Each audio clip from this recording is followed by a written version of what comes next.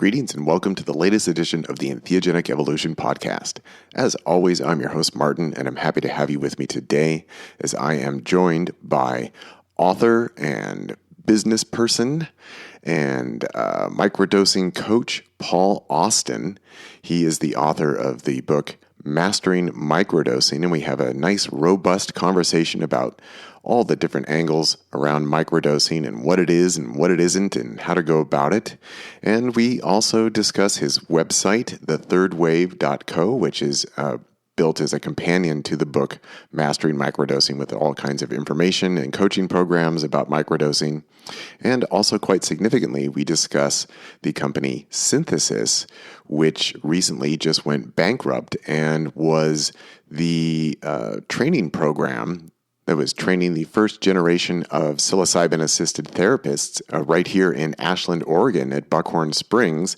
And just the other week, they went bankrupt and left all the students in a lurch, which has now been taken under the wing of another company that's coming in and doing the training program. And since Paul was involved with Synthesis, he's no longer involved. I decided that I was going to go ahead and let him jump the line of interviews that I have in the bank here waiting to come out on the podcast, because it just felt very timely and very relevant. And that's where we start off our conversation. So we'll be getting to that very, very shortly. But of course, a few quick announcements before we get there. Thanks to James and David, both of whom made donations via PayPal in support of the Entheogenic Evolution podcast.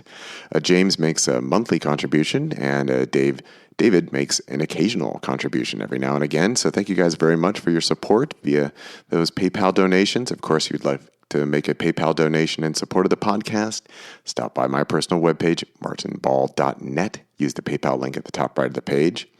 Also, over this past week, Josh came and signed up as a patron over at my Patreon page. So thank you very much, Josh. Appreciate that support. That's a great way to get monthly support from you to me in support of the podcast. Then also you get access to the back catalog of episodes of the Entheogenic Evolution podcast if you sign up at the $20 a month and up levels, which Josh did. So he gets access to all of those old episodes. Plus, at the $60 a month level, you get a 30-minute check-in or consultation with me, or at the $100 a month level, you get a 1-hour check-in or consultation with me, just to review how things are going with you.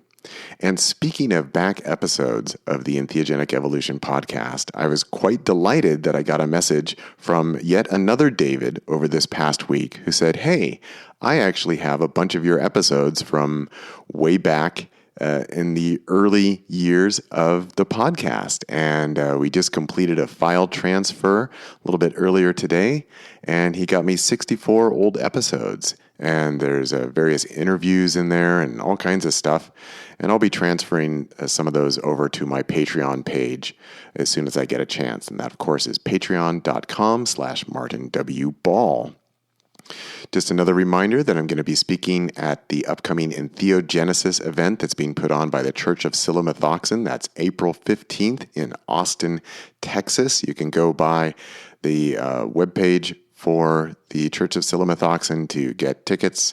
Of course, they have a strong presence on Facebook. You can connect with them there. So there's lots of ways that you can find tickets for that. And I will be speaking on the topic of the impact of music on entheogenic experience, and also available for a Q&A session with the audience.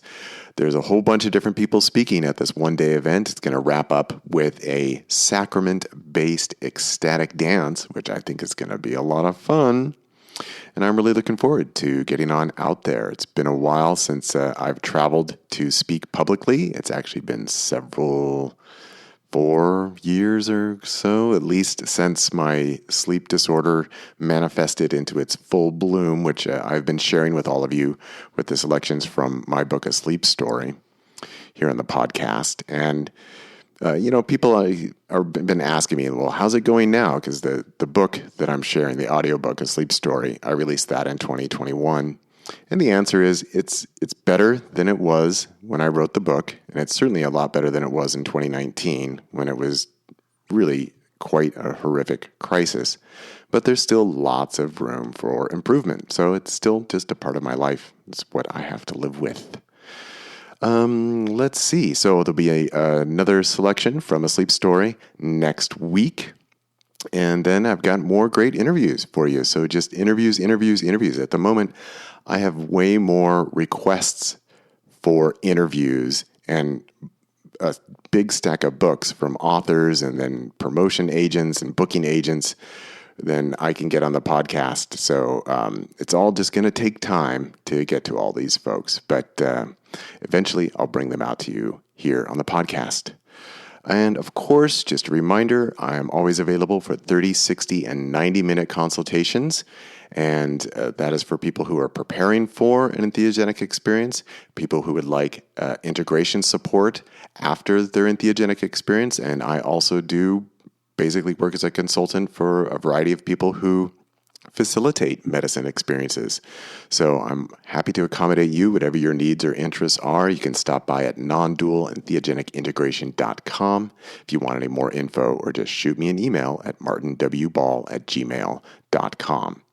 Okay, that is all the introductory comments that I need to make for today, so let's go ahead and get into this interview with Paul Austin. I think you'll find it current and relevant, and hope you enjoy it. I had a great time speaking with Paul, and it was a pleasure to have him on the podcast. So without any further ado, let's get into it with Paul Austin.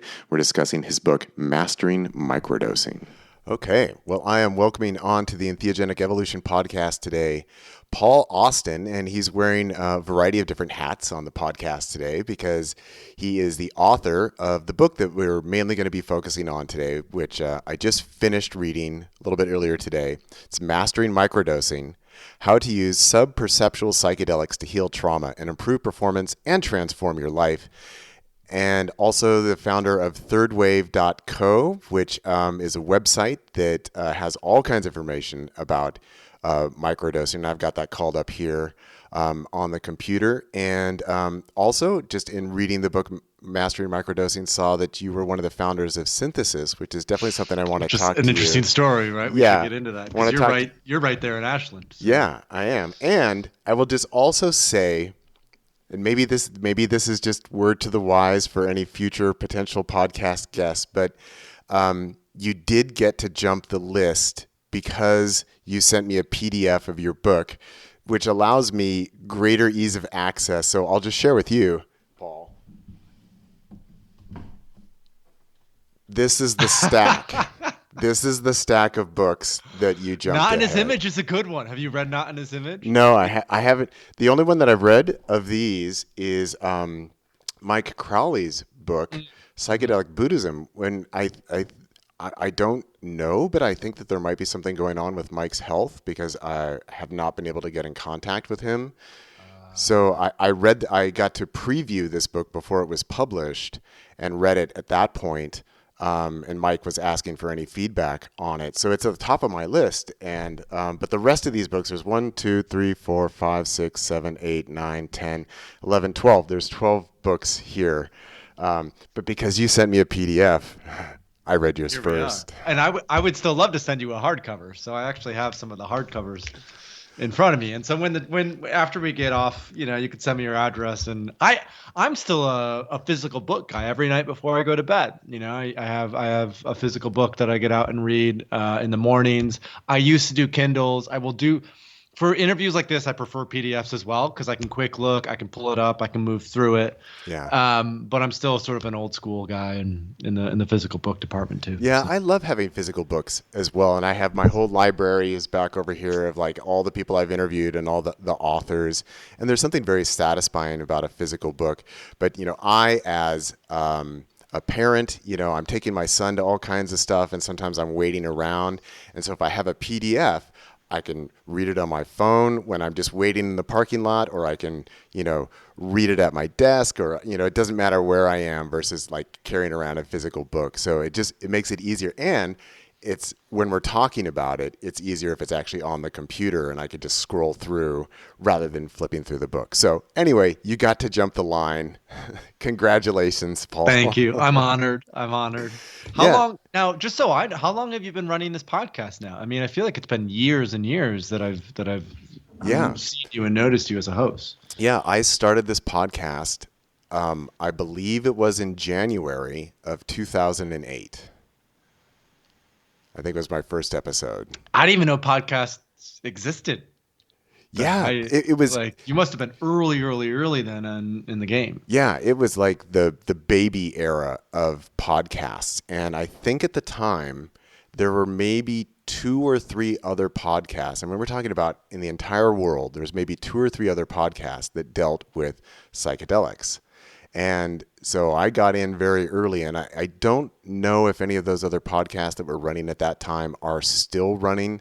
So I don't know the statistics, but I think that I might be able to claim that I have the longest running, currently still existing podcast on psychedelics in the world. Was Lorenzo Haggerty another one? Psychedelic Salon was Yeah, were yeah. they around back in? Yeah, I remember Yeah. because and he would republish talks of Terence McKenna and Esalen and Yeah. some of these epic ones which were fun. But that's amazing. Well, congratulations on the perseverance and the consistency and showing up for the art. I think that matters a lot in this space, in the psychedelic space. Oh, well, thanks. I love having conversations with people.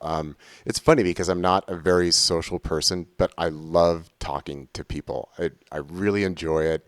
And that's what's kind of kept me going on the podcast I love it. I love being able to talk to people who are bringing out new ideas, people who are new to the space, or people who are experts, or, whatever. It's always interesting and fascinating. And it gives me an excuse to meet people and be social, outside of my normal hermitage. Right. Exactly. Yeah. So Paul, we've got a lot to talk about, and we're going to be focusing on the microdosing and all that. But let's start with, I think I would be remiss if I didn't ask you about it, is synthesis. And so I'll give a little full disclosure. As you've already mentioned, yes, I am here in Ashland, Oregon, and I don't have any personal skin in the game of the psilocybin assisted therapy. But I am the person who organized the very first public talk for Tom and Sheree Eckert, who came down here to Ashland. Phenomenal.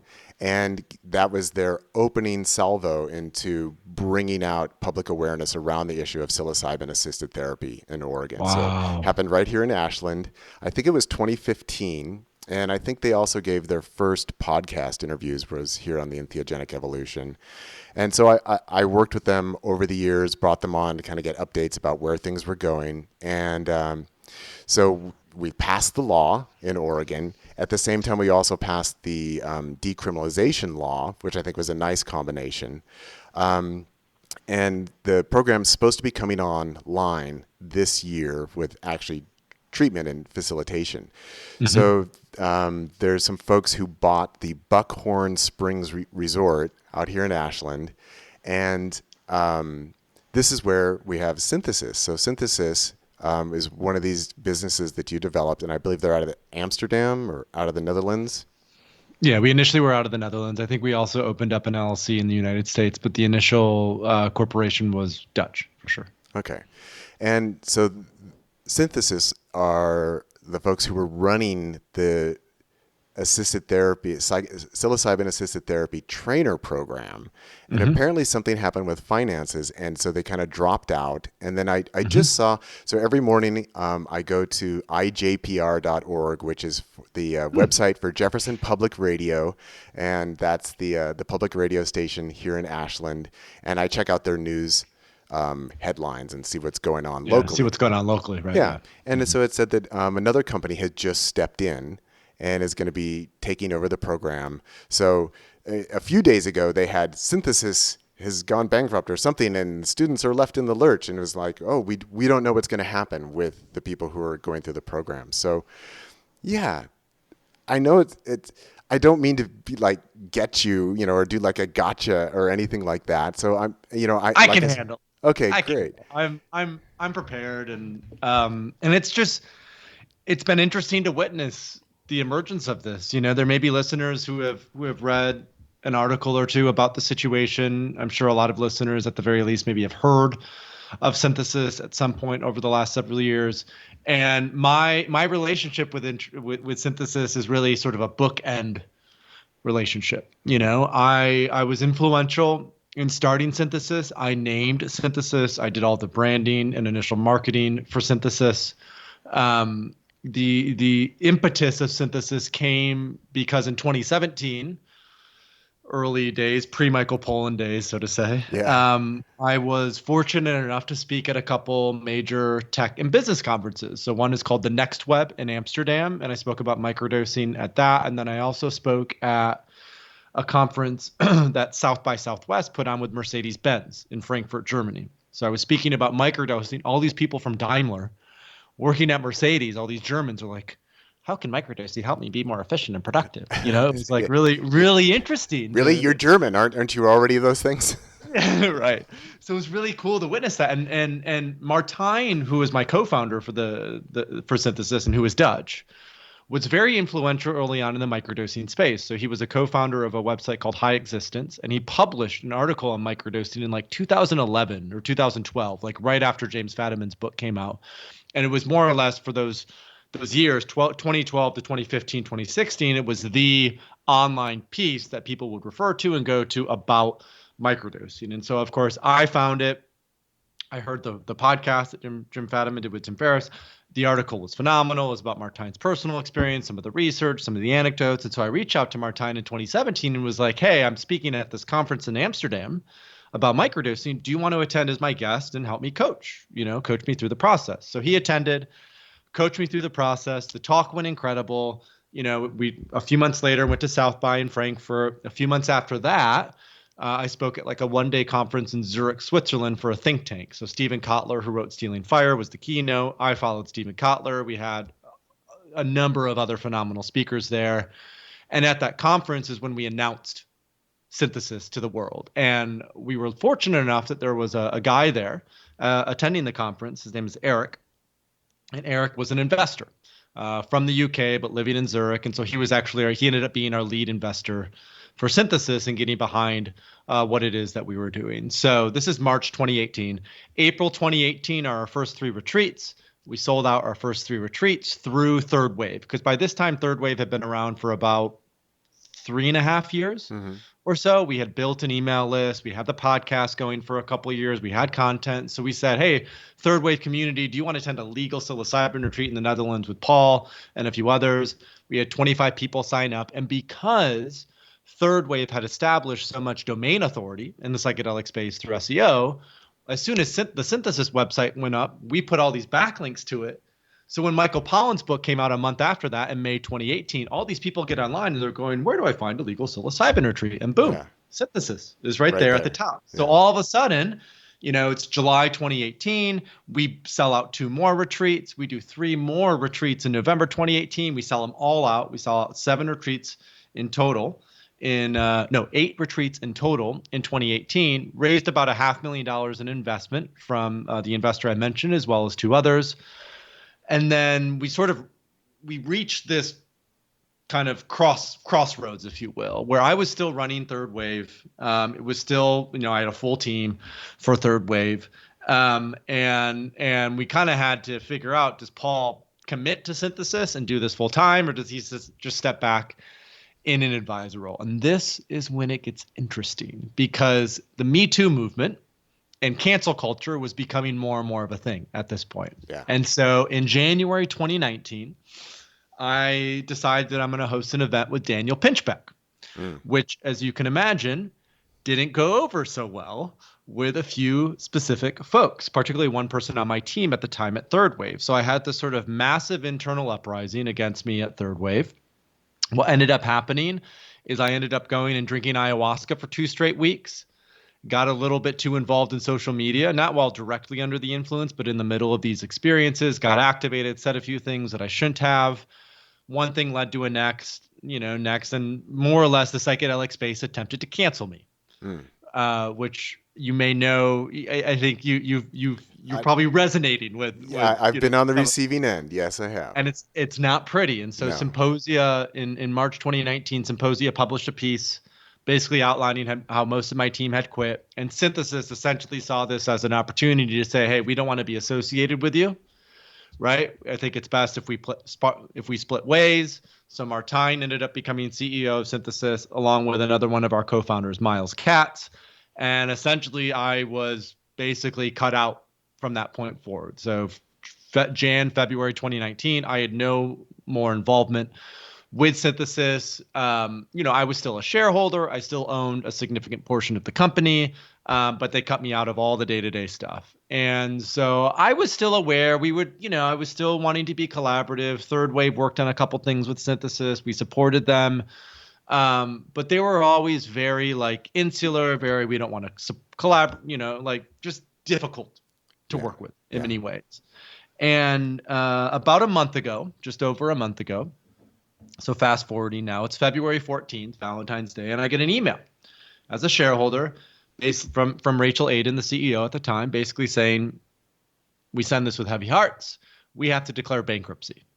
And I was astounded because Synthesis had raised $10 million in capital. They'd raised $10 million in capital.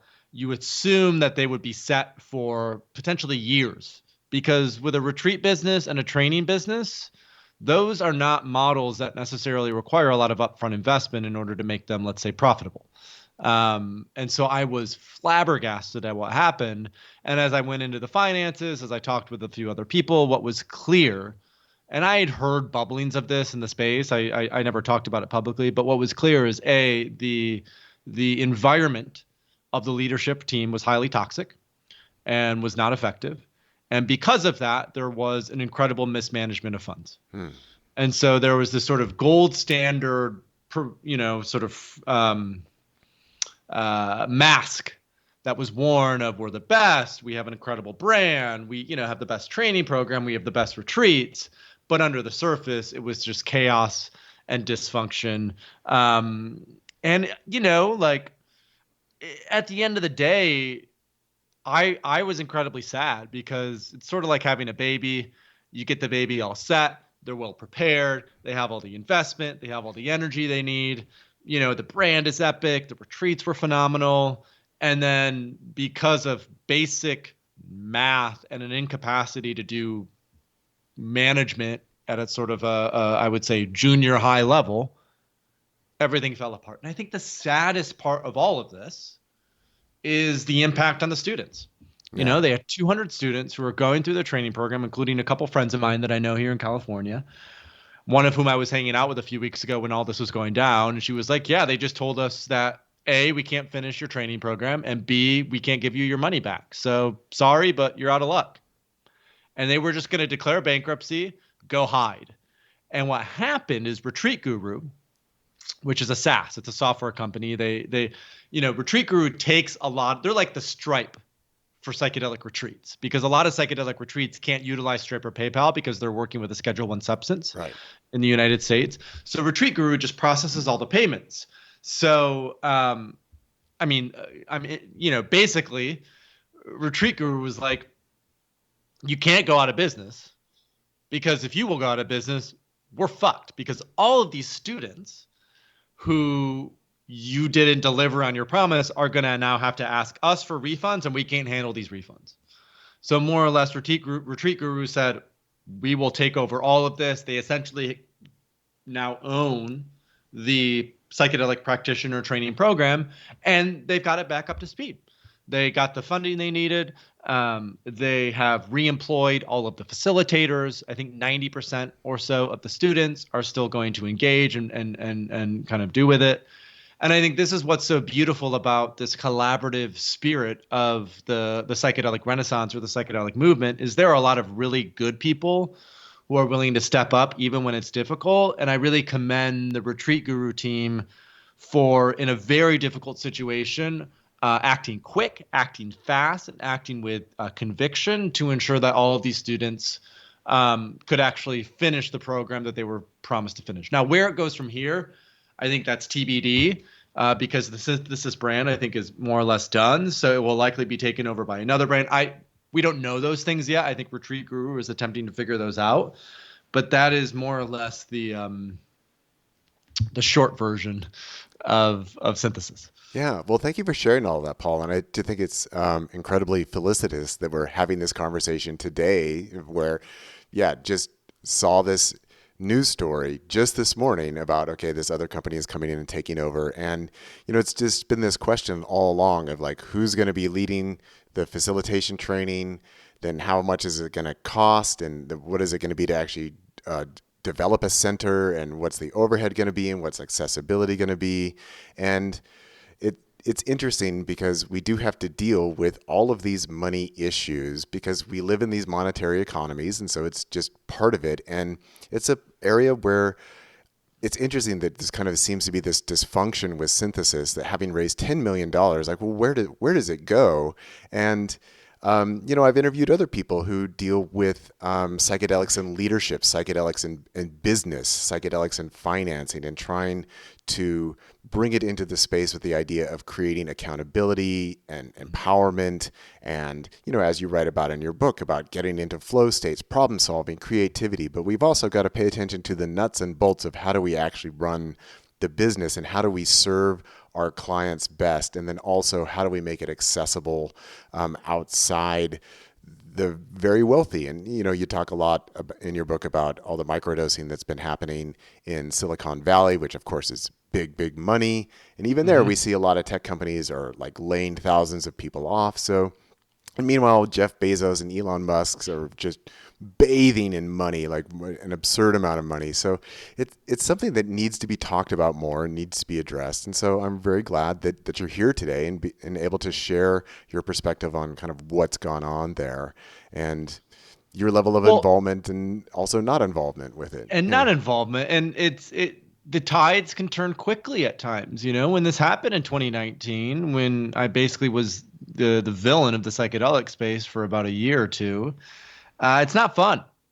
Like, it's just not fun. And, I have a lot of compassion for even the team at Synthesis, particularly my co-founder Martine, and what they're going through, because it's not fun. And they made mistakes and they made poor bets and they did not run it well. But at the end of the day, I also know, having been involved with them, that they're good people and, they are attempting to figure it out. Now, I think the two big things, and probably in the show notes or I don't know how you do this, but there's an article from Psychedelic Alpha on this. There were essentially, they bought Buckhorn Springs, which is $3.6 million. And I think that was a significant mistake because I think Jackson County ended up voting that only psilocybin could be used in urban zones. Right. And so not they're in outside rural zones. they're outside the city limits of Ashland. And then they have this. And even, I mean, that was just such a bizarre vote. It's like, it's already been approved at the state level. And now we're going to give each municipality the ability to say yes or no.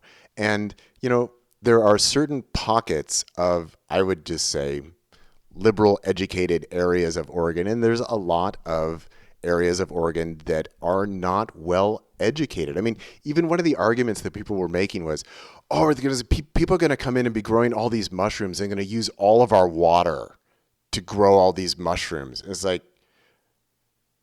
do you know how to grow mushrooms? This is not using up our natural resources. We could grow enough mushrooms for the entire psilocybin therapy program in one shed, probably. So just the level of misinformation and propaganda that's been spread out there. So then these municipalities got to vote on saying, no, we don't want it in our territory. So Ashland said, yes, you can do it in the city, but Jackson County, which is more rural and more conservative and less well educated on the topic, they went ahead and said no. So it's just, do you know the reason for that? Did you sort of, like, the reason they said that is because the clinical research was only done in urban zones. So they only have the clinical research on the efficacy of psilocybin in Johns Hopkins and NYU and all these other things. We don't know if psilocybin works in rural area. And it goes back to the education, the lack of information. We all know the power of nature connectedness with psilocybin and how actually it's so much better to be in nature than it is to be in an urban zone. And unfortunately, because of the stigmatization and lack of education, it's been totally flipped in many ways. Yeah. And on that note, I mean, Buckhorn Springs is an ideal location for nature-centered therapeutic processing. It's in a very, very beautiful area of the Rogue Valley here in Ashland. There's beautiful oak trees, and there's grasslands, savannas, and there's creeks and rivers. I mean, it's perfect for that. And that's such an important part of the therapeutic process of reconnecting with the world and reconnecting with nature. And the idea that, no, you can only have this in a doctor's office inside city limits is so limiting, so absurd. Like the other week, I interviewed Ian Benwee from the Church of Silomethoxen, and he has his practice of what he calls microdosing, of taking a small dose and then going on a hike, and the therapeutic benefits of that. And like, yeah, I think that's a legitimate use of psilocybin therapy. But you want to know something funny? Yeah. I came up with that term. Oh yeah, microdosing. You're like, microdosing. Like awesome. 3-4 years ago, I remember we started talking about it because, and this is a good transition even for the book Mastering Microdosing, because it is, it isn't just about the pill, or it isn't just about the substance, or it isn't just about the drug or the medicine. It really is the sort of synergistic relationship between what we're doing. And it's not either or, it's either we're not doing psychedelics at all, or we're doing 5-MeO DMT and, connecting with the unity and oneness of everything. There's a million shades of gray in between. Yeah. And I think this speaks to the importance of a nuanced approach that is really rooted in both scientific fact, right, and sort of objective research, but also in lineage and tradition and ritual of how we've been using these for thousands of years. And to me, that marriage between the sort of ancient and modern is what this third wave of psychedelics is all about, that we don't have to choose. It is an either or, but we really have to figure out the integrative process to both have, approaches with psychedelics that are informed by science and informed by research and informed by protocols and best practices. And just as important are the rituals and, the indigenous sort of animistic traditions that really psychedelic experiences cannot be, you can't take them out of that context. Even if we have all this clinical research, and even if we're doing our best to sort of, I would say, whitewash these substances, the fundamental truth is they cannot be undone from this animistic, indigenous, really primordial feeling that we often have with them. Yeah. So, yeah, this is a perfect transition to really talk about what's in the book. And I will say, having read through it, it's very, very thorough. You cover a lot of different topics, and it's in a very friendly format, very reader-friendly.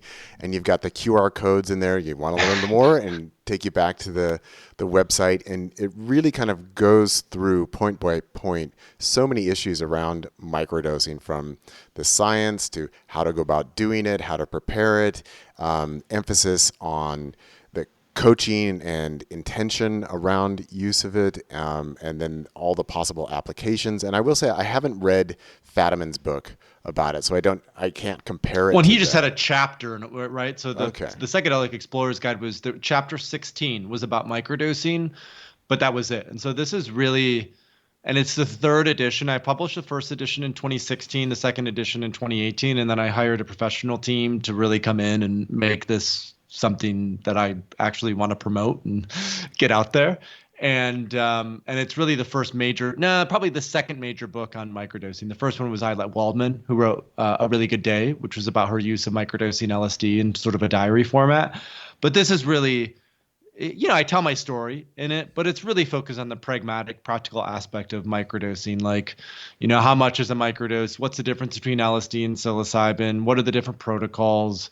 What do we combine microdosing with? What do we know about some of the neuroplastic benefits, or the sort of benefits for the gut or overall holistic health? So I really try to I love broad landscapes. That's how I even approach the psychedelic space. I'm not just psilocybin or 5-MeO or MDMA, or I'm not just therapy, or, I really look at what is the broadest landscape possible, and how do we contextualize that broad landscape for a mainstream audience so they can develop the necessary psychedelic literacy to be informed then about decisions that are being made as it relates to the legalization or decriminalization of these medicines.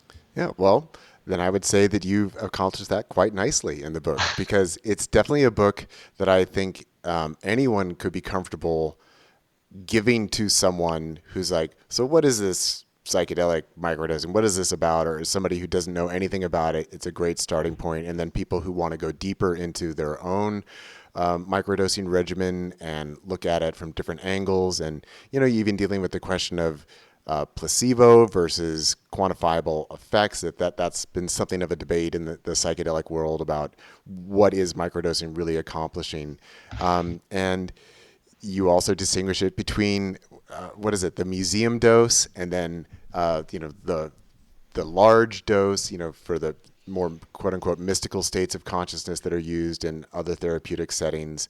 So it really just covers a broad range of topics, and it's all done in a very reader accessible way, and it feels very, very comprehensive. Thank you, Martin. Yeah. And I think a couple things that you touch on there. One is the placebo. I think that's a good starting point. Placebo versus microdosing, because there was a lot of enthusiasm about microdosing in the early days. So as I mentioned prior, Jim Fadiman was on the Tim Ferriss podcast in 2015, right? He published the Psychedelic Explorer's Guide, I think in 2011. On the podcast in 2015, Rolling Stone writes a piece about Silicon Valley utilizing microdosing, and then all of a sudden it takes off like wildfire. But the first clinical research on microdosing, I don't think was published until 2019 or even 2020. And it was very much like a dose response, a physiological dose response curve out of the University of Chicago by Harriet DeWitt.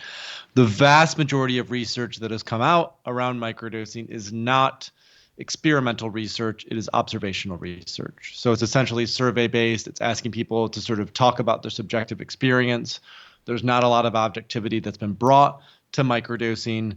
And I think what that has unfortunately led to is a lot of people, especially over the last couple of years, have discounted microdosing because they're like, oh no, this is just placebo effect and that's it. And I think that comes down to, I would say, that boils down to, let's say, two main things. The first thing that's important to emphasize is that the definition of a microdose, a lot of people aren't necessarily clear on. Mm-hmm. So people who are microdosing, right, the first definition that came out around it was when Dr. Fadiman called it a subperceptual dose, which is actually in the subtitle of this book. Right. And that meaning, you take a microdose, but you don't feel anything at all. Right. Now, Dr. Fadiman has said publicly that he may have made a mistake by defining microdosing in that particular of a way. And so the new sort of definition, and I will update the title to reflect this for future editions of the book, I think comes from Paul Stamets. I was interviewing Paul Stamets for our podcast several months ago at Wonderland, and he said a microdose is not subperceptual, it is sub-intoxicating. So it's a dose level that you take where you can still navigate your everyday life. You're not intoxicated to the point where you're having visuals or can't do your sort of normal everyday activities. And I love that way more because it allows for space for, I can feel a little euphoric, or I can feel a heightened mood, or I can notice sort of an enhanced sense of smell or touch, or I notice just my heart's more open. I think a lot of people were getting so attached to this definition of microdosing as subperceptual and you can't feel it, that then of course they're going to think it's just a placebo because it's almost homeopathic at that point. And I think the reframe around sub-intoxicating rather than subperceptual and being a bit more flexible with that definition should ideally then inform a lot of the research that's been being done, because I think from that context we'll actually find greater efficacy for these low doses of psychedelics. Okay. Well, I think that is a wonderful point of clarification, because I haven't been up on the debate around microdosing or the terminology that's being used. And so I will admit that that's kind of how I thought of it. It's like, well, are people just talking about homeopathic doses of mushrooms and then talking about how great their day was? Because I tend to be very sensitive to psychedelics. So if I even just eat like a little capsule of mushrooms, like I notice it. So I've thought, okay, so I guess this isn't microdosing because I am, things are brighter I'm feeling different energies in my body. I notice those sensations, and I know that that's the mushroom. So I guess this isn't a microdose. It wouldn't qualify, but by the definition that you're giving, it would fit within that category. That we're not going for the, okay, geometry everywhere. Oh, look, endless fractals, and oh, here I go. We're not looking for that, but we're talking about below that, and also below what you call the museum dose, which I think is a great term, of the idea of when you would take a small dose. I think you describe it as around like a gram of, say, psilocybin mushrooms, where you're definitely going to be getting visual effects from that. And it's going to be more than just a little bit. So you don't necessarily want to be too social at that point, but like going and looking at art would be great, you know? Or going to a concert, yeah, and experiencing music, right? Yeah. So that's about like a gram of psilocybin mushrooms, or what I call about 50 micrograms of LSD. A microdose of LSD is, it could be anywhere from 5 micrograms to even 30 micrograms of LSD, depending on the person, because our neurology, our physiology, our age, our sort of neuroticism, all of that plays a role in terms of our sensitivity to psychedelics. The other interesting part about, I think, the placebo versus microdosing conversation is how these research trials are being set up. And there's two core, I would say, problems or issues right now with how they're being set up that I think are important to address for this podcast. One is, with psychedelic assisted psychotherapy and the clinical research that's been carried out at NYU and Johns Hopkins and Imperial College and these other places, it's very clear that the efficacy of these trials and the efficacy of these medicines is not only because of the drug, but it's also because of the therapeutic support. Right. People who are helping with assessment, preparation, the experience itself, and then integration, right? I think the MDMA-assisted psychotherapy protocol for MAPS is like 3 sessions in 12 weeks with support that entire journey to show the efficacy. What's happening in the microdosing trials that are being set up is they're just saying, well, let's just see what happens when they take a pill. We're not going to necessarily provide them with any therapeutic support or any coaching. We're just really looking at the substance itself, which I think is a huge mistake. When because in a way we've been here before. In the 60s, although psychedelic assisted psychotherapy was the predominant form of research carried on in psychedelics, there was also a form called psycholytic therapy. Mm-hmm. And psycholytic therapy was taking a small dose of a psychedelic 1 to 2 times a week as part of a normal therapeutic process. And what they found is the efficacy of the psycholytic therapy was actually just as great as the efficacy of the psychedelic assisted psychotherapy. And so when we're looking at the clinical research and the research that's being carried out on microdosing, I think it's critically important that we mimic what we've done with high doses to ensure that people who are going through with these sort of microdosing clinical trials have preparation support, have integration support. They have someone who is coaching them or, providing therapeutic support for them throughout that entire process. And I think outside of just sort of keeping parallel tracks to measure efficacy, I think the other reason for that is because it mimics sort of a naturalistic setting. And what they found in microdosing research, there's this really interesting research done in New Zealand last year by a company called Mind Biotherapeutics. And it was supported by a researcher named Suresh Muthakumarsi or something like that. His last name is literally like 30 letters long. It's totally insane. And Suresh carried out a phase 1 clinical trial on 10 micrograms of LSD for Mind Biotherapeutics in New Zealand. And because New Zealand is a small country, it's like 4 to 5 million people, the government approved as part of that trial for the subjects to take the LSD home with them and microdose in a naturalistic setting. And what Suresh found was that was actually the key distinct variable of efficacy. That when people are microdosing in a non-natural setting, in a hospital bed or in a sort of neutral room or a place that's just sort of boring, there's nothing going on, that there isn't a lot of efficacy because even at a microdose, we're still sensitive to set and setting and our overall environment. But that when they were allowed to take it home with them, and go hiking and go for a walk and connect with a loved one and do kind of do their natural normal things, there was actually much greater efficacy for that microdose of LSD.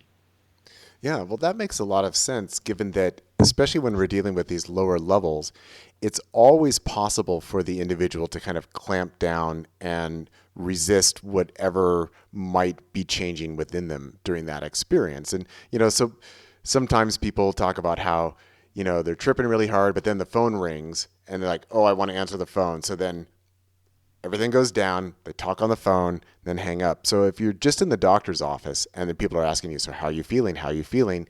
There's going to be that inhibition that's kind of built in. But once you get back into your natural environment, that's when you can see, oh, actually, I'm approaching this in a different way. That it has to be something that is familiar at that routine level. Because, of course, depression, anxiety, impacts of trauma, these are things that get us in our normal everyday activities, right? As we're just trying to go about our day. Or issues of creativity, problem solving, that's when we're at work, when we're doing the things that we're engaged in. So getting people that opportunity to be engaged in the normal activities, that seems like, as you say, a far better assessment of what you're actually feeling and what results you might be getting from it than if you're just sitting in a doctor's office. And I could just imagine like the doctor's asking you, like, sir, you feel more creative now? I don't know. Right. But if you're working on something, then you see the effects and you feel it. Like I noticed in one of the stories that was recounted in Mastering Microdosing, you talked about how a person who was writing said that they could feel how their thoughts were transforming into their fingers and as they're actually writing and kind of feeling that flow state. But you have to be engaged in your normal activities to notice that difference. If you're just sitting there not doing anything, just being asked questions, it's not going to elicit those kinds of responses. And that's a huge part as well. So I mentioned the LSD clinical research in New Zealand. Paul Stamets also published it was more observational research than experimental research, but he used an app by Quantified Citizen where he had people self-report, and he had like 7,000 people go through this, again, mostly with psilocybin, but in a naturalistic setting. And this was published, I think he has published 2 research papers now about the efficacy of microdosing that they've discovered through this in Nature, which is one of the more premier scientific journals, and similar results as what they found in these sort of clinical trials. And so I think if there are any researchers listening to this, or just broadly speaking, it's so critically important from an integrity, more than anything else, an integrity perspective, that we do research on microdosing in naturalistic settings that is actually personalized to the individual. Because I think the final caveat here that we briefly touched on but is worth revisiting is every single person has a different subjective experience with these psychedelics. You mentioned you're very sensitive. I used to be less sensitive, and then as I've sort of worked more with psychedelics, I've become more sensitive to it. So for me, a microdose is at the most 10 micrograms. I can probably do actually between 6 and 7 and feel quite good for where I'm at, whereas it used to be like 20 micrograms. But for someone who's like in their 70s and, has a history of SSRI use, they might need 40 micrograms or 50 micrograms for it to be a true microdose. And I think that lack of personalization is also responsible for a lack of efficacy as it shows in the results. So sort of my ideal utopia for microdosing research is let's use things like the Aura Ring and EEG scans and blood draws and psychometrics that we do at home. Let's use that in combination with a coach who can help you ensure that you've landed the dose level that's appropriate for you and measure the efficacy that way, rather than attempting to fit people into this sort of box. You're going to do 10 micrograms. Yeah. You're going to take it at 8 a.m. You're going to report at this time. It's very machine-like, and it's not reflective of how people are actually working with these medicines. Yeah, and I think it's important to note that all of that also applies at the macro dose. Absolutely. Because this is a question that people ask me all the time, usually in regards to 5-MeO. They're asking like, well, what's the best ideal dose for a full release? And it's like, look, it's different for different people, and it's different for the same person at different times, depending on where they are at in that very moment. And so there are no magic numbers. And then also people come to me with saying, well, the person next to me was not freaking out on my ayahuasca dose, and they were able to go home, and then I'm still tripping. What's going on? We're getting the same dose. Shouldn't we be getting standardized results? And the same thing with mushrooms and really any psychedelic, that there's so much variability there that we can't really just generically say what the proper dose for anyone is in any particular set or setting, that it takes a much more individualized approach. And I would say this is a somewhat different topic, but someone was just asking me about this a little bit earlier today about optimizing integration protocols for 5-MeO DMT. And my answer there was that it really needs to be individualized, that you need to understand that person, their history, what they're bringing to their experience, what happened to their experience, and also what are the effects that they're getting afterwards, and then tailoring the advice that is given for that person by looking at that entire process. But if we just hand somebody a generic sheet saying, okay, you've had this experience, do these things to integrate, doesn't really help that much. And it's the same thing with dosing. Like, oh, you want to achieve these effects? Here's your dosing protocol. And that also, I think you talk about this in the book, that it's worthwhile to experiment, to try out different things on yourself. If you're doing a microdosing protocol, find what works for you, find what levels work for you. And maybe you can fine tune, okay, this is the microdose I want to have for dancing. This is the one I want to have if I'm going to work. Looking at those things and understanding yourself as the integrated system that you are, and that we're not dealing with mechanical issues, that we can't just say, oh, you've got this problem, this dosage, that's going to fix it for you, or that's going to be right, because it's not the case. It doesn't work. I mean, this is why healthcare is a mess right now, is because it's all happened within the sort of set and setting of industrialism, which has treated humans like machines. And so that whole physicalist kind of metaphysic lens is, I think, what is destroying us as a species in many ways. And I think that is the one of the greatest potentials of psychedelics, is to actually help us pop out of this sort of physicalist reductionist mindset and step into one that sees the importance of not only consciousness but the soul, and how we are these sort of unique snowflakes, if you will. And when it comes then to psychedelics, how kind of what you're talking about as it relates to microdosing is the importance of calibration. And, we have a training program for coaches now. We train, it's interesting. A lot of the programs in the space are focused on the therapeutic use. So, they'll train therapists, they train medical doctors, they train other medical professionals, clinical psychologists, social workers, et cetera, et cetera. Our training program, we speak a lot to like executive coaches, performance coaches, health and wellness coaches, life coaches, relationship coaches, more that lens and that realm. And one thing I always emphasize, it's like kind of my main mantra in the training program, is there are no prescriptions. We are not machines. Everything requires a human touch. Yeah. Right? Everything requires a human touch. And so that process of calibration, it even plays into this whole context of psychedelics as a skill. Right? You don't learn how to cook by reading a cookbook. You don't learn how to write by reading a book on writing. You don't learn how to do jujitsu by, watching a documentary on jujitsu. You learn these things by doing them. Yeah. You learn cooking by cooking. You learn jujitsu by showing up at the dojo, and you learn how to write by putting pen to paper. And you learn how to work with psychedelics by cultivating a relationship with the medicine, right? With psilocybin, with LSD, with, whatever else it might be. And I think one of the reasons microdosing then is so appealing is because there's not as much of I would even call it like a trade-off. A lot of people are intimidated, for example, by 5-MeO DMT because of the intensity of it. And oftentimes the way that I coach people, it's like, don't start with 5-MeO. Start with a microdose, start with a lower dose, start getting a sense of how this feels, what the subjective experience is, sort of get your swimmies on and feel into the sort of shallow end of consciousness before you kind of jump off the diving board and swim in the deep end of consciousness. And calibration is part of that. Learning from a hands-on trial and error experimental approach is so necessary to that for all these reasons that we're talking about, because the way that 20 micrograms of LSD impacts me is going to be different than you, is going to be different than her, is going to be different than him.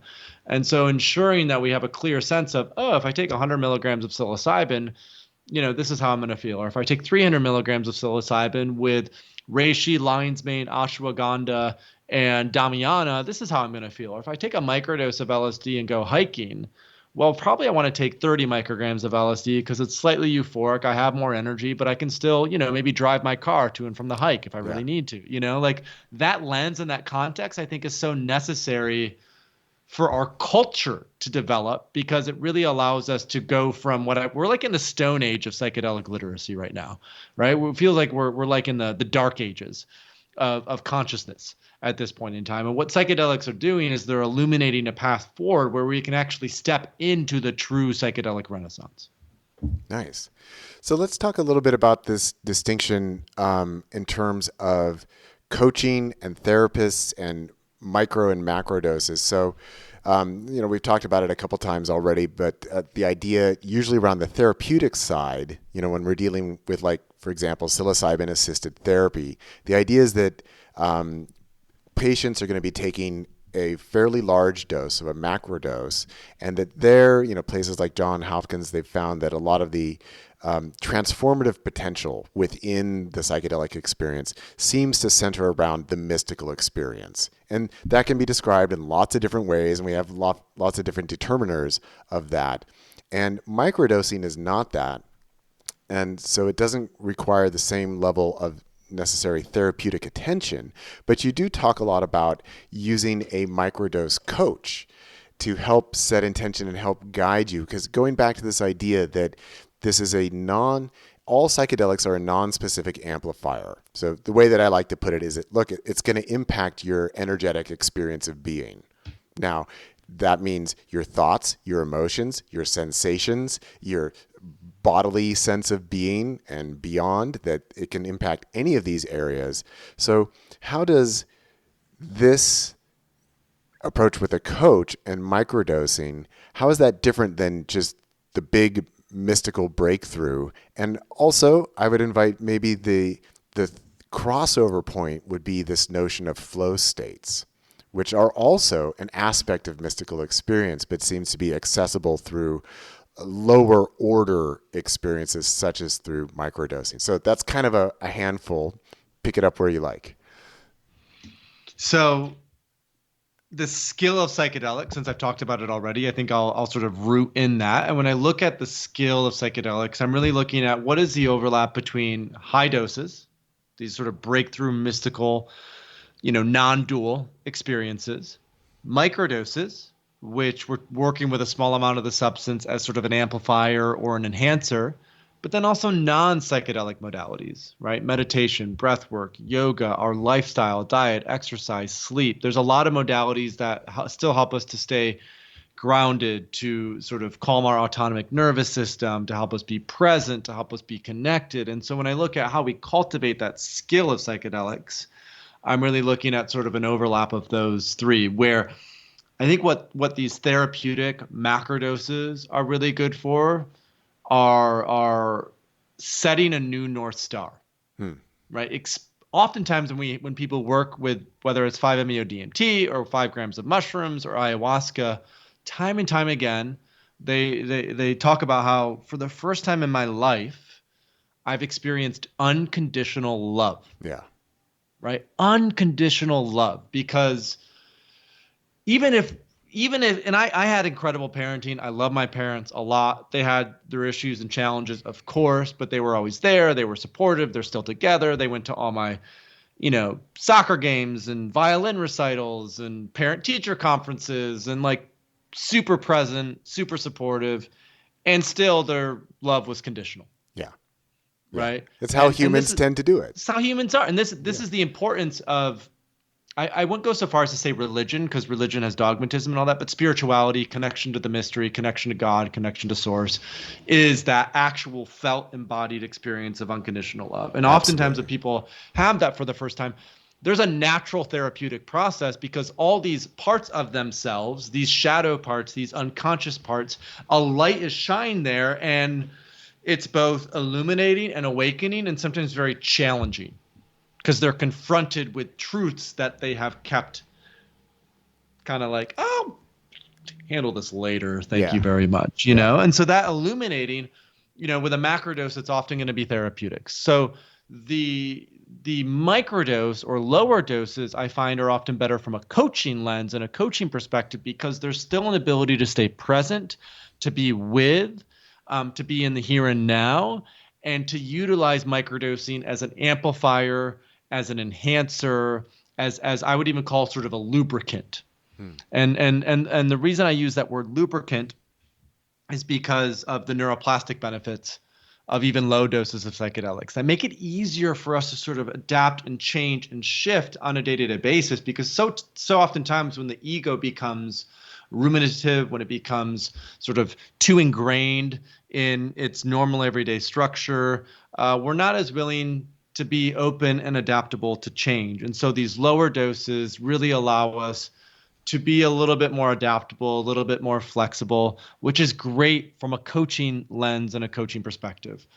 Now, the other, not reframe, but the other context that I think is important here is I often look at the therapeutic process as being more focused on the past, more focused on how do we heal the stories, how do we heal the narrative of what has happened to us, what has happened prior, what emotions, what stories are have been imprinted on the subconscious and the unconscious. What past lives might we need to sort of explore and understand for us to feel whole now? So I think there's another element where the therapeutic process tends to be more, okay, let's heal what's happened before. Whereas the coaching process is more, what are we going to create?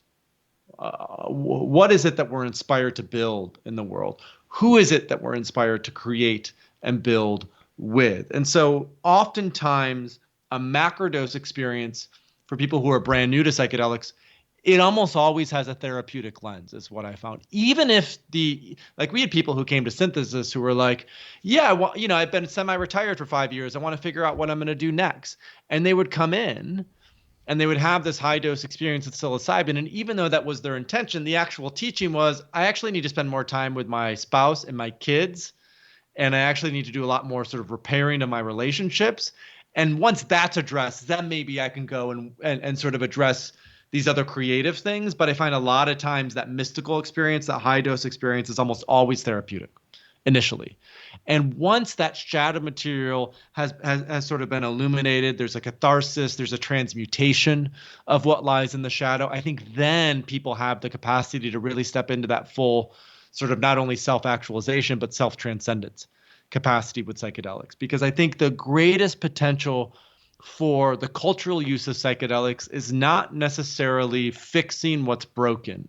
There's this sort of common trope in the psychedelic space, which is psychedelics are going to fix our healthcare system. Let's pharmaceuticalize psychedelics. Let's make sure they're great for depression and addiction and PTSD. And this isn't to overstate the importance of healing, because it can't be overstated. A lot of people are suffering tremendously and psychedelics are helping them. And Buckminster Fuller would often say, don't try to fix something that's broken, right? Don't try to fix a broken system.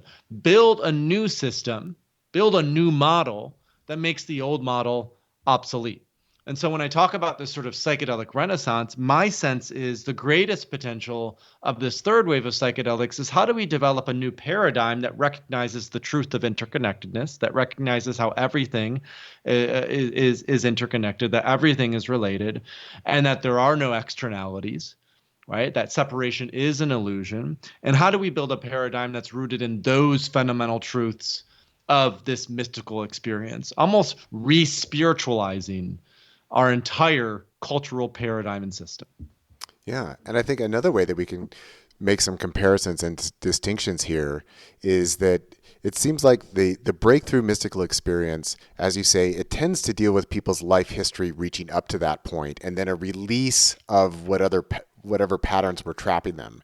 And so as people have that experience, it's very common for people to report having a grace period afterwards where you're just like, wow, I'm really in flow. Things feel good. I'm not trapped by my old patterns. But a common thing that then arises later for people that I've noticed in my own consultations is that people ask then, so how do I apply this now to my life? So there's the breakthrough release, which is very, very transformative, very powerful. But then it comes back to this issue sort of performance, of how do I perform differently within my life as you say, like repairing relationships. And so here, microdosing, I think, seems to be more on the performance end of looking at how am I performing in normal 3D reality outside of a massive breakthrough, but also potentiating the possibility of entering into a flow state through the catalyst of the microdose, which the flow state is kind of a nice medium range between the egoically trapped individuated individual and then the mystical absorption into the non-dual is, okay, I'm still a player in the game, but there's no resistance. And there's a sense of flow, there's a sense of connection, and there's a sense of intuitive immediacy to the actions that are taking place. So it's not absorbed into the all, but it's also not completely trapped within the individual. It's in this in-between state. And so I think it's very interesting to look at microdosing as an access point into these very, very wonderful states. And, sometimes people have a hard time who haven't had a flow state, like understanding what it can be, but it's something that shows up for musicians. It's something that shows up for athletes. It shows up for people who are in various performative roles where you're doing something and it just, the words come, the actions come, and there's no thought behind it, and it's a really delicious state to be in. And sometimes afterwards, for individuals who experience that, they look back on it and they're like, I don't know how I did that. And what I love about that is what I have in here is flow is the middle way. I love Taoism and the Tao Te Ching and kind of looking at that's a lot of my philosophy even through third wave. It's like I always come back to what is the middle way, right? What is the middle way? And I think flow is that middle way. Even as we're having this conversation, I'm finding myself when I sort of go off on these monologues in a flow state. Yeah. Where when I get up on stage, I feel like I'm in a flow state, right? Where I kind of have a sense of the structure because flow needs some level of structure. There's a challenge at place. It's not necessarily boring. It's really getting me to step up and be vital and be alive. And it's something I'm pretty good at already. And I think that's also important for flow. It's not like, if you've never gone snowboarding and you go out on the hill and you try to snowboard, you're going to be able to access flow right away. No, you kind of got to have that basic foundation. And then boom, you drop a microdose in there, 20 mics of LSD, 350 milligrams of psilocybin, and the no mind state comes in. There's an absorption with the present moment, and it's like a muse is just flowing through you, is what it feels like. Like you said, there's no thinking, there's no rumination, it's just coming. And what they found with research on flow, it's very similar to this mystical experience where, Johns Hopkins, psilocybin occasions a mystical experience. Those who have these more powerful mystical experience have sort of longer lasting benefits from the psilocybin. It's the same thing with flow. Those who are in flow more often are generally happier people. They generally find more meaning in life. They generally have higher levels of contentment. And that teaching, I think, is what microdosing is so powerful for.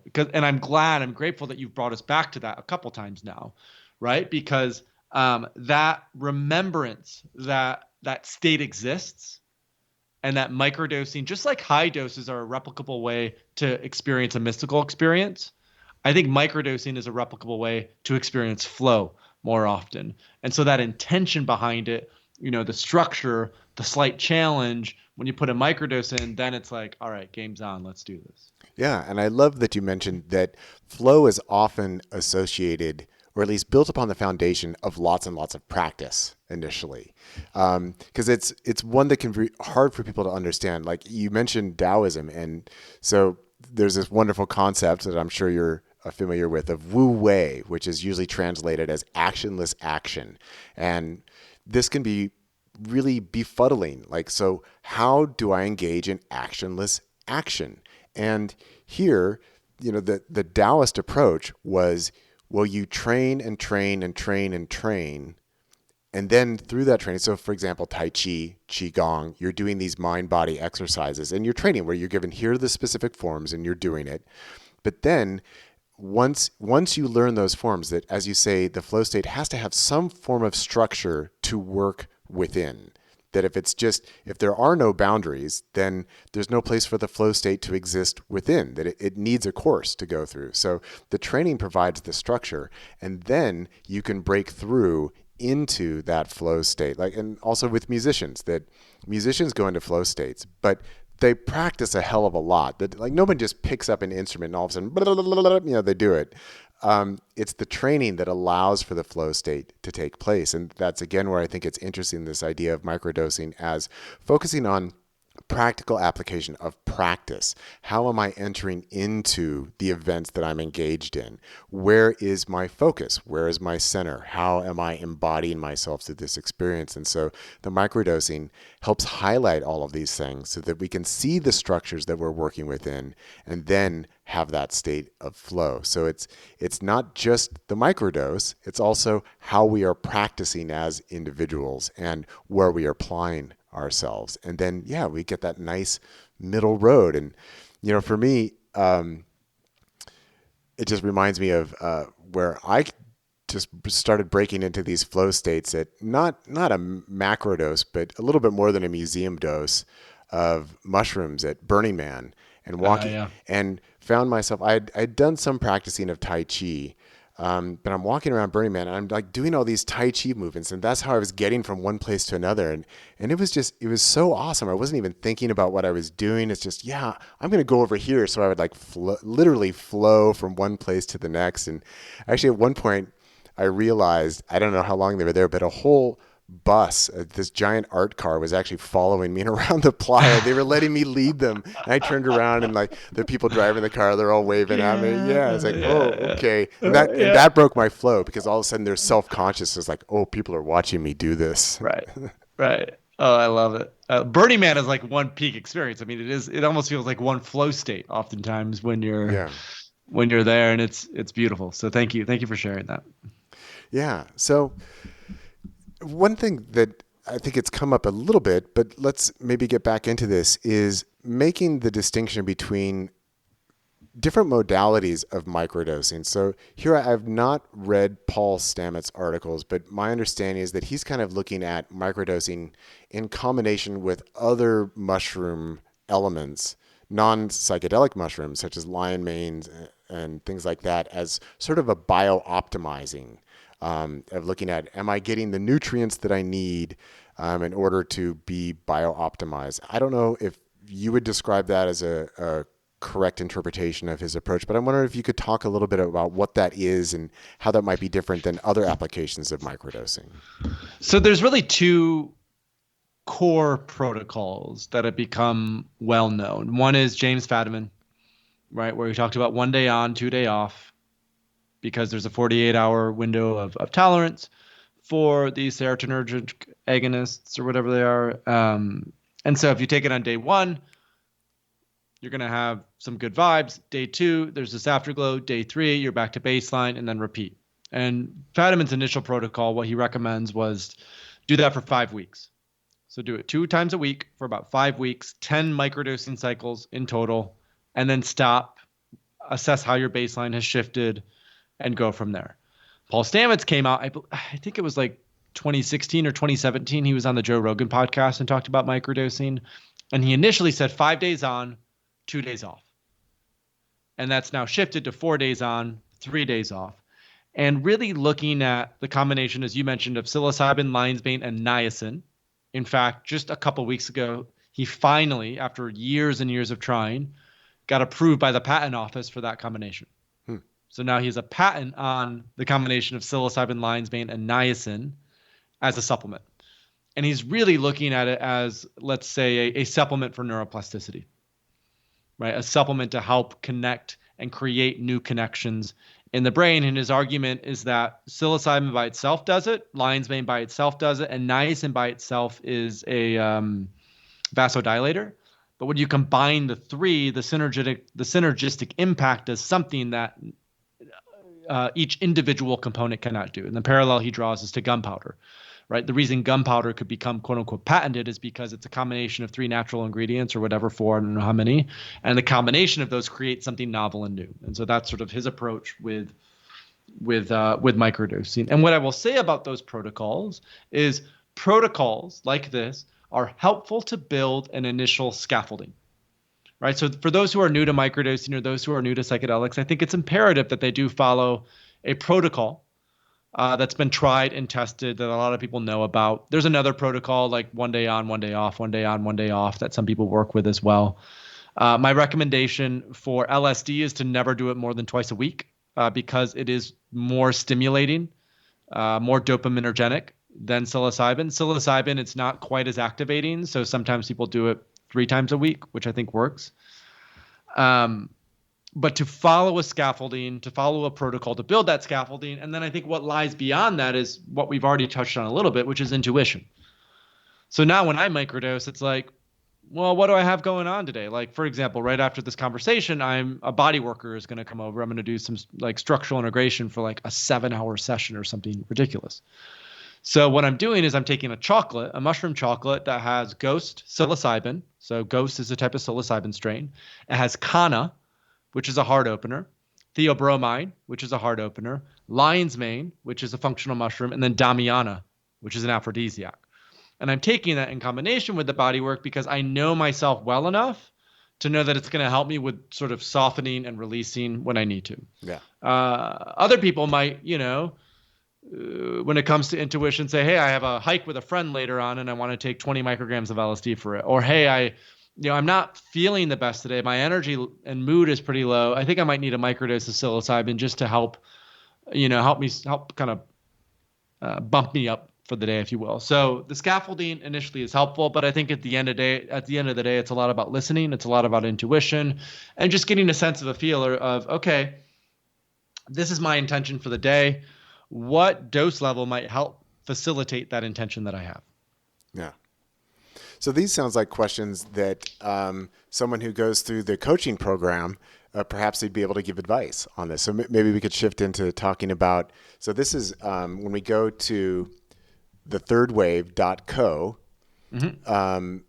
that we've got various resources. We've got guides, resources, providers, and courses listed up here. And we have the coaching certificate program and personalized psychedelic coaching.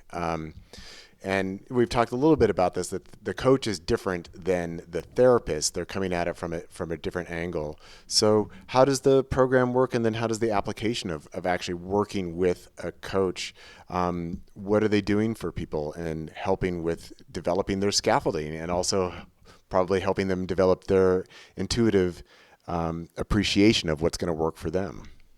So we developed the training program about 2 years ago. March 2021 was when I had the idea. We had our first cohort in June 2021. We've trained at this point about, I think 100 coaches have completed the program, and we'll have about another 120 who complete it this year. And it's a 6-month program, 3 months of what I call theory. So lectures and workshops that are about the skill of psychedelics. We have a 6-day intensive, otherwise called a retreat in Costa Rica, where psilocybin is decriminalized. So we do a high dose psilocybin ceremony. We do a microdose with the group. We do breath work. We do cold plunge. We do, a few other, we have workshops and things like that as part of that 6-day intensive. And then there's a 3-month practicum on the back end to actually start to, how do I apply this within a coaching practice potentially? Most of the people who apply, most of the people who join the program are established coaches. They already have a coaching practice. We're not necessarily training coaches. We're training people. We're not training people on how to become a coach. Right. We're training coaches on how to work with psychedelics as another modality, as another tool in their toolkit. And the core frame that we use for that is what we currently refer to as Third Wave's model of transformation. And right now that model, I would say, is very much in an MVP stage. It's very much a V1. Most of the models or the frameworks in the psychedelic space are about the therapeutic applications of psychedelics. So, the CAP model or MDMA-assisted psychotherapy model or the psychedelic-assisted psychotherapy model. These are all therapeutic. And so what we are creating is really a new model that looks at the overlap of psychedelics and the betterment of the well, or psychedelics and transformation, or psychedelics and, leadership, creativity, and flow, whatever frame you want to put on it. And so what we do is we train our coaches then in understanding that model. And there are 5 parts to that model. Awareness. How do psychedelics help facilitate greater awareness? Self-regulation. How can psychedelics help us to better regulate from a physiological perspective our autonomic nervous system? Motivation. How do psychedelics help us to find what inspires us, what motivates us to get up every day? Interpersonal. How can psychedelics help us to create social bonds and connections so the things that we want to do and create in the world we can do with other people and community? And then what we call the collective. What is sort of the larger vision of what is happening and what is going on? And how do we steward that larger collective energy for the betterment of all? And so we bring in that model. We talk about the sort of scientific research. We talk about rituals or indigenous practices around those things. And then that's the scaffolding for our personalized psychedelic coaching program. So the sort of top coaches that graduate from our coaching program are now coaching kind of our broader public, our broader community. Those who are not necessarily coaches, but want to have a high dose experience, they want to be coached through microdosing, et cetera, et cetera. So again, the frame that we have on that is that that's a 9-week program, more or less. And we're coaching people through what I would call a breakthrough experience. So it's 4 weeks of preparation, a high dose psychedelic experience, which is usually psilocybin, ketamine because it's legal. We sell a mushroom grow kit through Third Wave. So if you go on Third Wave, you can buy a grow kit. You have to buy the spores yourself, but we're trying to make it as easy as possible for people to grow their own mushrooms to ensure accessibility remains super high for all of this. Ketamine, or some people, if they can, they might source MDMA or, we don't really touch on 5-MeO or ayahuasca. That's a little, I think, too advanced for a virtual coaching program. So 4 weeks of prep, the breakthrough experience, and then 4 weeks of coaching with microdosing. And so we coach clients then through that process of microdosing for sort of a 9-week trajectory. And again, the focus being not so much on the therapeutic process. So everyone has to go through a screening. We have an assessment. We have to tell some people no, just because our coaches are not necessarily equipped to handle deep trauma, because that does come up. And then the focus is really on, we have a relationship coach, we have what we call a creativity coach, a leadership coach, an embodiment coach, and a health and well-being coach. And so based on the intention, so let's say someone comes in and they're like, my relationship has been off lately. I'm really struggling with my partner. Then they might choose to work with the relationship coach. Or let's say someone comes in and they're like, I really want to make some significant changes to my diet and my overall lifestyle. Then they'll work with our health and well-being coach. Or if someone comes in and says, I'm in a leadership position and I think psychedelics could be tremendously helpful at, empathy and connection and overall vision, then we pair them with our leadership coach. And so there's that capacity to personalize then the experience based on the intention of what someone is coming in for. Yeah, so something that I was a little bit surprised to hear, but I'm actually very happy to hear, is that you're including a breakthrough dose experience within the training program. Because I think that that's always an interesting question that sometimes I've talked to people who have only microdosed mushrooms, and then and talking to them, it's like, well, I don't think you really know what mushrooms can really do. So I would encourage you to go for a larger dose, but I like to hear that you are including that breakthrough dose so that you can understand maybe the fullest potential. And then, okay, so let's talk about what it really means to, as you say, put on the swimmies and go for, these smaller doses and these smaller applications, but also know the potential. And I think it's so important because, as we've also talked about, that you can get someone who's extremely sensitive and you think you're giving them a little microdose, but all of a sudden they're going into some kind of full mystical state or something. I mean, it doesn't happen very often, but it does happen. And so I think it's so important for the coach to at least have some personal experience there so they can relate to it, rather than saying, well, it doesn't do that for me, or that we're not trying for that. And that's what we tell our coaches. It's like, before you ever advise or recommend or facilitate any type of experience for someone, you need to have walked that territory yourself, right? And I think what's important to emphasize here is the training program is not for guides. We're not training people on how to guide high-dose psychedelic experiences. We're training coaches on how to assess, prepare, and integrate. And naturally, like as part of the cohorts, we have guides who come and they join the community. And so what ends up happening is there's this beautiful network that develops where, if one of our coaches has a client that just has too much trauma that they need to work with, we do have clinicians who enroll, so they often will just refer them into the clinician in our community so they can work with that clinician as well. So there's also, I think, what I continue to learn is this, even what I mentioned at the very beginning of the podcast, this collaborative spirit, the importance of a network, the importance of knowing that we are in this together with a community of people, I think is central to what it is that we're building at Third Wave. Because the truth is, we as an individual cannot handle the full complexity of what a psychedelic experience illuminates or brings up. And that it is about the community. It is about, knowing that we have support. And I think that for me, that is my deeper why for all of this, right? For the third wave of psychedelics, for our, for the business stuff, for being on podcasts. It's really communicating the importance of family, the importance of community, the importance of connection, because at the end of the day, I think that is the real medicine, and psychedelics are simply the tool that helps us to remember the importance of it. Yeah. Well, Paul, I want to thank you for everything that you've shared today and for your time and for the great discussion that we've had. And before I ask you, if there's anything that's been left out, I just want to ask you that since you've got so much going on, from your own podcast to Third Wave and, these training programs and all this, and I know you've got your 7-hour session coming up, and maybe that's part of the answer, but I'm just curious, what do you like to do to nourish yourself outside of all of this busy work and application? It's interesting. When I didn't realize how encompassing psychedelics would become when I started to work on Third Wave in 2015, because even, about a week and a half from now, I'm going down to Mexico.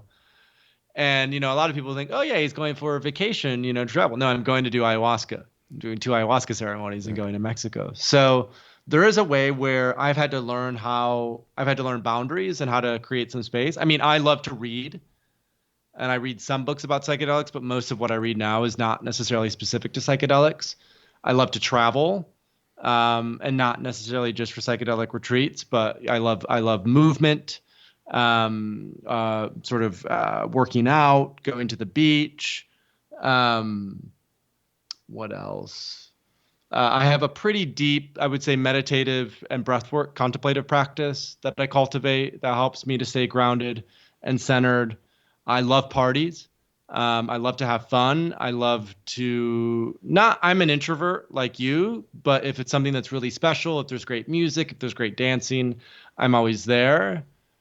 And finally, I love to spend time with my family. I've been traveling for years now. I left Michigan when I was 21. That's where I grew up, in Grand Rapids.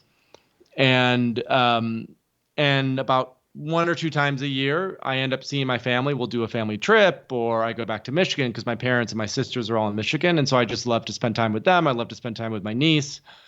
And I'm in this interesting period. I'm 32 at the moment, where in the next few years, I really want to have a family, because I feel like I've sort of reached the end of this road, if you will, of travel, nomad, single, free spirit.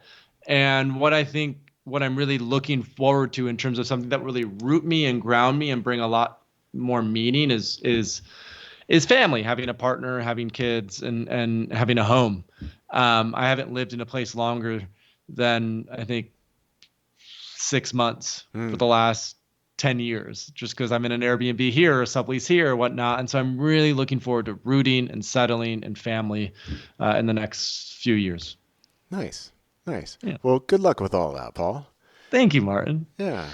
So let's bring it to a conclusion here and just remind everybody we've been speaking about mastering microdosing, how to use subperceptual, going to be changing, psychedelics to heal trauma, improve performance, and transform your life by Paul F. Austin. And the correlating website that we've got here, which just looks like a great resource for all of this, is thethirdwave.co, and that's all one word, The Third Wave. And you can even just click on the molecule that you want to research. It's all right here. So it's nice, clean, well organized, and of course, if people want to get involved and become a coach, this would seem to be the place to go. Anything else that we're leaving out that you'd like to mention before we sign off here? Only that we have a newsletter that we send out every Sunday. So, and in that newsletter, we have a podcast that we do every week. We have some articles and blogs. We also have a directory of providers. So on Third Wave, if someone is looking for a clinic or a retreat or a coach or a therapist to work with as part of their experience, they can also find a provider in our directory. And those are vetted, verified. It's not like we just put anyone and everyone up there. They go through a process to ensure they're trustworthy and reputable and do good work. And then they have a chance to be listed. Awesome. All right. Well, thanks, Paul. It's been great speaking with you and getting to know you. Thank you, Martin.